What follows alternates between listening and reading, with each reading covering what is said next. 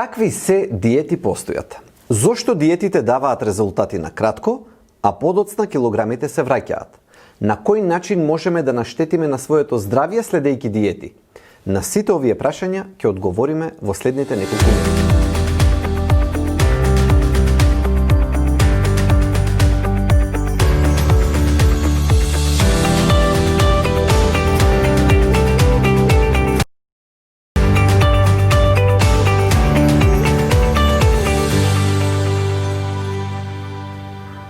Во денешното видео ќе одговориме на вечната дилема. Постои ли диета која што е брза, лесна, без јојо ефект, без да го наштетува нашето здравје? Науката вели не. Се уште не постои и не е измислена и никогаш нема да биде диета која што е брза, лесна, не го оштетува здравјето, нема јојо ефект. Значи да не бараме воопшто одговор во диети. Тоа е вистинската насока. Одговорот треба да го бараме во начинот на исхрана. Денеска ќе разговараме за сите тие десетици диети кои што си имаат појавено низ минатите децении и кои што сите го ветувале ова лажно ветување. Брзо, лесно, без јојо, без нарушување на здравјето. Од сите паразити кои што го нападнале човештвото, јас не познавам поопасен за човековата психа од оној на гојазност. Така Вилијам Бентинг ја почнал својата книга во 1864 година, именувана како Писмо за дебелината. Значи, уште од 1864 година, пред 150 години, започнува периодот кога луѓето се интересираат за диети. При тоа Вилијам Бентинг ја погодил работата. Препорачал помалку шеќери, помалку леп, помалку компир, но сгрешил кога рекол дека треба многу повеќе алкохол. Од тогаш па до денес, трендот на нови диети практично не е запрен. На неколку години се појавуваат разноразни диети, од најприфатливи, да речеме, навидум здрави и добри, до сосема луди идеи. Во 60-тите години на минатиот век, например, се појави диета на пијаниот човек, која што подразбирала внес на машки намирници и многу алкохол.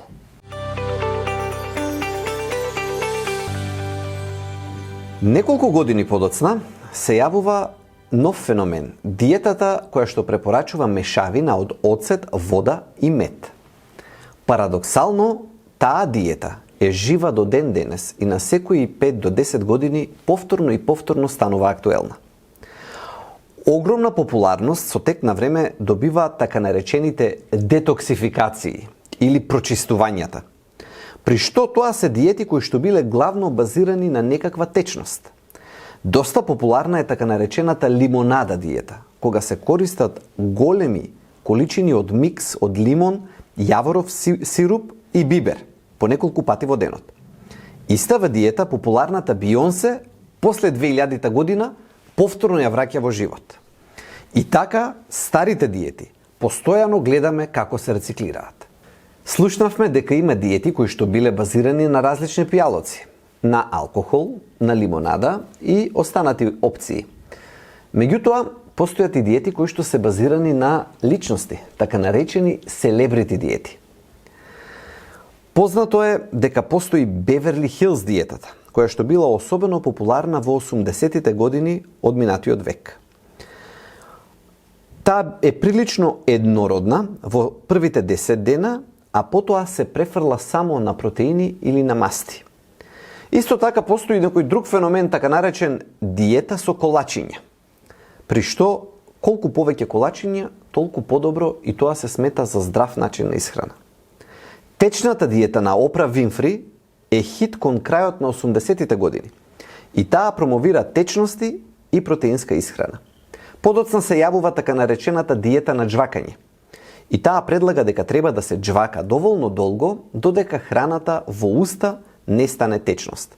Кон цел овој тренд се разбира се приклучува и Макдоналдс, кој што препорачува своја диета за слабење. Зошто ги набројуваме сите овие диети? Сакам да ја добиете представата дека станува збор за индустрија, која што е базирана на трендови. И на секои 2 до 3 до 5 години се појавуваат разноразни диети. Овие диети, појавувајќи се на интервал од 3 до 5 години, имаат само едно нешто заедничко. Не се основани на наука.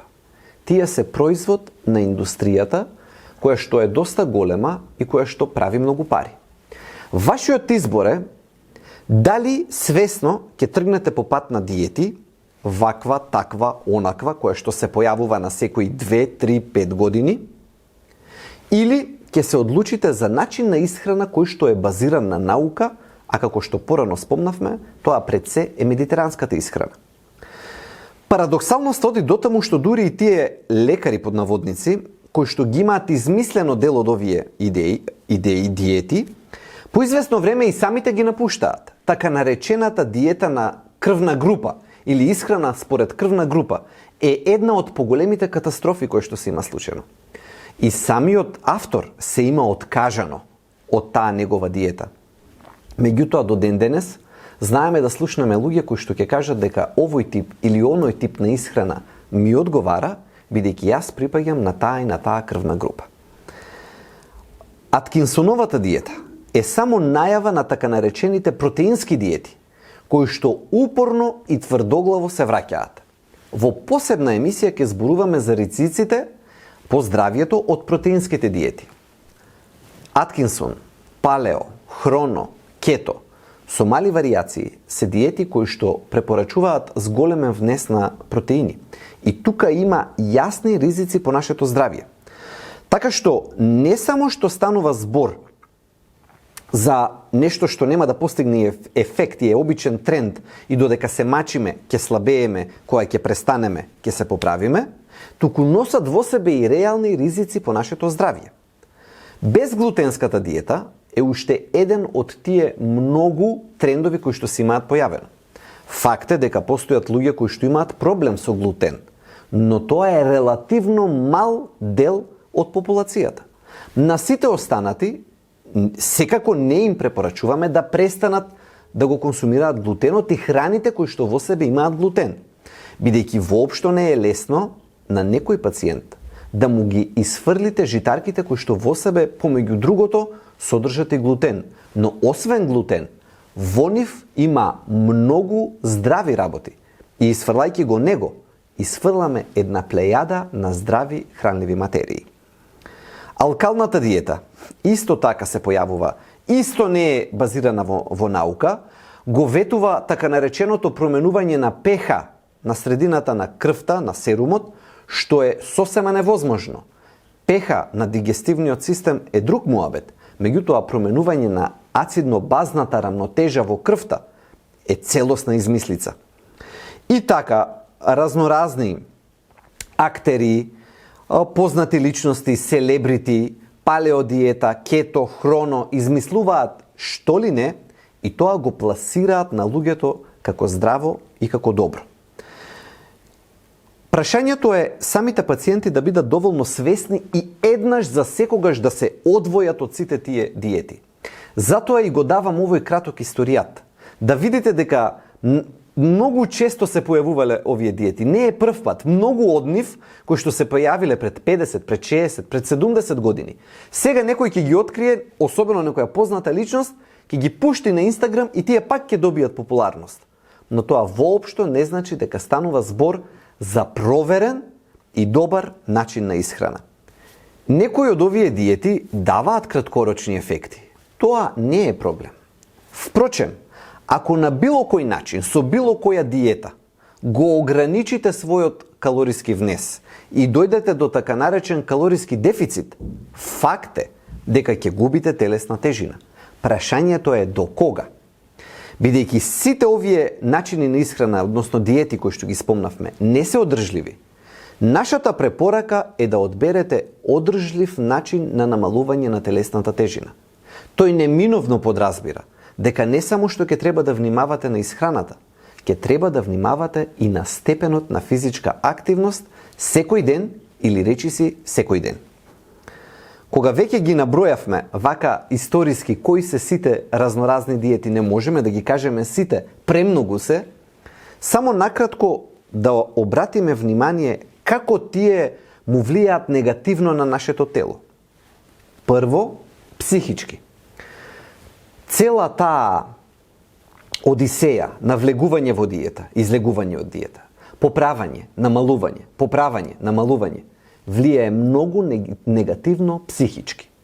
Кај пациентот постигнуваат ефект тој да изгуби самодоверба, да верува дека никогаш нема да може повеќе да стаса до телесната тежина и постојано да е под притисок на килограмите.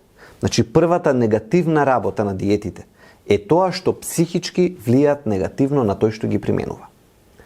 Но, за жал, тука не е крајот на негативните ефекти. Физичките негативни ефекти се делат на краткорочни и долгорочни. Краткорочните може да бидат видливи благодарение на разни дефициенции, на недостатоци.